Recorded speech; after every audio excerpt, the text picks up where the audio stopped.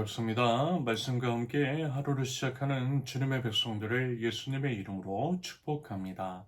하나님께서 오늘 우리에게 주신 말씀은 미가 3장 1절에서 12절까지입니다. 그때에 내가 말하였다. 야곱의 우두머리들아, 이스라엘 집의 지도자들아, 내가 하는 말을 들어라. 정의에 관심을 가져야 할 너희가 선한 것을 미워하고 악한 것을 사랑한다. 너희는 내 백성을 산채로 그 가죽을 벗기고 뼈에서 살을 뜯어낸다. 너희는 내 백성을 잡아먹는다. 가죽을 벗기고 뼈를 산산조각 바수고 고기를 삶듯이 내 백성을 가마솥에 넣고 삶는다. 살려달라고 주님께 부르짖을 날이 그들에게 온다. 그러나 주님께서 그들의 호소를 들은 채도 하지 않으실 것이다. 그들이 그렇듯 악을 저질렀으니 주님께서 그들의 기도를 들어주지 않으실 것이다. 예언자라는 자들이 나의 백성을 속이고 있다. 입에 먹을 것을 돌려주면 평화를 외치고 먹을 것을 주지 아니하면 전쟁이 다가온다고 협박한다. 예언자들아, 너의 날이 끝났다. 이미 날이 저물었다. 내 백성을 곁길로 이끌었으니 너희가 다시는 환상을 못 볼 것이고 다시는 예언을 하지 못할 것이다. 선견자들이 부끄러워하며 술객들이 수치를 당할 것이다. 하나님께서 응답하지 않으시니 그들이 얼굴을 들지 못할 것이다. 그러나 나에게는 주님께서 주님의 영과 능력을 채워주시고 정의감과 함께 야곱에게 그의 죄를 꾸짖고 이스라엘에게 그의 범죄를 꾸짖을 용기를 주셨다. 야곱 집의 지도자들아, 이스라엘 집의 지도자들아, 곧 정의를 미워하고 올바른 것을 모두 그릇되게 하는 자들아, 나의 말을 들어라. 너희는 백성을 죽이고서 그 위에 시온을 세우고 죄악으로 터를 닦고서 그 위에 예루살렘을 세웠다. 이 도성의 지도자들은 뇌물을 받고서야 다스리며 제사장들은 삭슬 받고서야 율법을 가르치며 예언자들은 돈을 받고서야 계시를 밝힌다. 그러면서도 이런 자들은 하나같이 주님께서 자기들과 함께 계신다고 큰 소리를 친다. 주님께서 우리와 함께 계시니 우리에게 재앙이 닥치지 않는다고 말한다. 그러므로 바로 너희 때문에 시온이 밭 갈듯 뒤엎어질 것이며 예루살렘이 폐허 더미가 되고 성전이 서 있는 이 산은 숲을만이 무성한 언덕이 되고 말 것이다. 아멘. 첫째, 정의를 저버린 지도자들 1절부터 4절까지입니다. 하나님은요, 지도자들을 야곱의 우두머리들이라고 부르면서 직접 책명하셔요.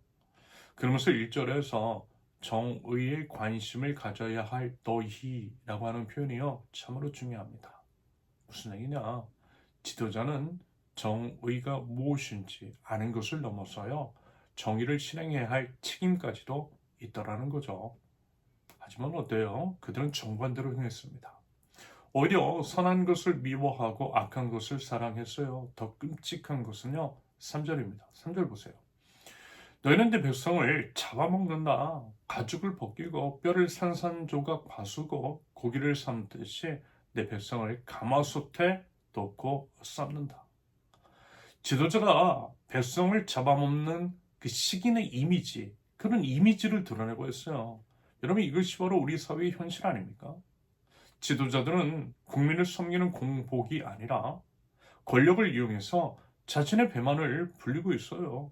각종 비리와 부패 사건들이 어때요? 끊이지가 않습니다. 자신의 사익을 위해 불법 계엄을 자행했잖아요.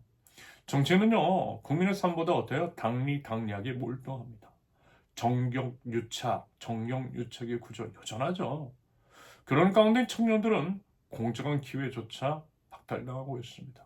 하나님께서 과연 이와 같은 것들을 좌시하시겠느냐라는 거예요. 아니요, 반드시 심판받아요. 그러면서 이제 그들이 이제 살려달라고 부르짖어도 결코 응답하지 않으실 것이라고 성경은 분명하게 말씀하고 있습니다. 아무리 이제 종교적인 행위를 해도 정의 없는 기도는요, 결코 하늘에 닿지 않는다라고 하는 것. 여러분, 이거 분명하게 기억하고 있어야 합니다. 둘째, 돈을 쫓는 거짓 예언자들 5절부터 8절까지입니다. 한편 본문 이제 5절 한번 보시면요, 참으로 이제 충격적입니다. 입에 먹을 것을 물려주면 평화를 외치고 먹을 것을 주지 않으면 전쟁이 다가온다고 협박한다. 이 말은요, 하나님의 말씀이 돈에 따라 바뀌더라는 겁니다. 이것은 선지자의 역할을 완전히 배반한 것이죠. 우상 숭배자, 무당들과 같은 행태입니다. 돈 주면 정계가 바뀌는 거, 뭐 이런 거예요. 그래서 이제 본문 6절과 7절 같은 심판이 임하게 될 것이라는 말씀입니다. 하나님은요, 침묵하실 것이고요. 돈을 쫓는 종교 지도자에게 더 이상 계시를 주지 않으실 것이라고. 이게 바로 심판이라고 말씀하고 계세요. 여러분 어떻습니까? 이 말씀. 꼭 한국교회를 향한 경고의 말씀 같지요. 하나님의 교회를 마치 자기 것처럼 부와 권력을 세습하는 일들. 11조를 내지 않으면, 헌금을 내지 않으면 저주받는다고 협박하고 헌금을 강요하는 그런 모습들. 회개와 거룩을 외치지 않고 축복과 번영만을 약속합니다. 가난한 자, 고난받는 자들은 믿음이 없다라고 정죄하고 무시해요. 교회 지도자들의 추문은 끊이지가 않죠. 정확하게 미가 예언자의 고발과 일치합니다. 그래서인지요, 여러분 어떻습니까? 한국교회 안에 선지적인 메시지, 하나님의 계시가 희박해 보이는 것 같아요. 그러면서 이제 미가는요, 이렇게 얘기하죠. 8절 보시면, 그러나 나에게는 주님께서 주님의 영과 능력을 채워주시고 정의감과 함께 야곱에게 그의 죄를 꾸짖고 이스라엘에게 그의 범죄를 꾸짖을 용기를 주셨다. 여러분, 오늘날 교회에 필요한 것이 바로 이것일 것 같아요. 인기가 아니라 진리를, 축복이 아니라 회개를, 칭찬이 아니라 경고를 외치는 미가와 같은 참된 영적인 지도자. 지금요, 우리들에게 그런 영적 지도자가 절실히 필요합니다. 그런 지도자를 달라고요. 여러분, 우리 함께 하나님 앞에 나와서 기도할 수 있기를 바랍니다. 셋째, 종교를 이용하는 자들. 9절부터 12절까지입니다. 하나님 본문 10절은요, 더욱더 끔찍합니다. 10절 보세요. 너희는 백성을 죽이고서 그 위에 시온을 세우고 죄악으로 터를 닦아서 그 위에 예루살렘을 세웠다. 무슨 얘기냐면 하나님의 성전을요, 교회를요, 불의한 방법으로 짓는다라는 거예요. 아마 이제 한국교회 건축의 상당수가, 적지 않은 수가 이와 같은 방법으로 이루어졌음을 결코 부인하지 못할 것입니다. 그리고요, 사랑의 교회 같은 경우에도 도로를 불법으로 점용했고요. 이에 대해서 이제 원상복구의 그런 판결에도 꿈쩍하지 않고 있는 거 여러분 아마 들어보셨을 것입니다. 이렇더라는 거예요. 그러면서 이제 정말 큰 문제는요. 그들은 이제 부패했으면서도 하나님을 의지한다고 착각하고 있더라고 하는 것. 성전이 있으니까 안전하다고 믿어요. 하나님 때문에 지었으니 하나님께서 지켜주실 것이라고 그렇게 믿고 있어요. 종교 행위를 하니 하나님이 보호하실 것이라고 착각합니다. 이것이 본문 11절의 고발입니다. 여러분 이게 바로 지금의 한국교회가 빠져있는 착각이라는 거예요. 거대한 예배당이 있으니까 축복받았다고, 많은 헌금이 들어오니까 하나님의 은혜라고, 교회 내 숫자가 많으니 부흥했다고 착각하고 있는 거. 하지만 여러분, 건물의 크기가 신앙의 크기는 아니죠. 헌금의 액수가 하나님의 축복이 아니잖아요. 숫자의 많음이 영적 건강함이 아니더라는 것입니다. 여러분 이러한 착각과 오만에 대해서 하나님은 분명하게 말씀하세요. 12절 보세요. 그러므로 바로 너희 때문에 시온이 밭갈듯 뒤엎어질 것이며 예루살렘이 폐허더미가 되고 성전에 서 있는 이 산은 숲을만이 무성한 언덕이 되고 말 것이다. 하나님의 성전에 있는 예루살렘이 망한대요.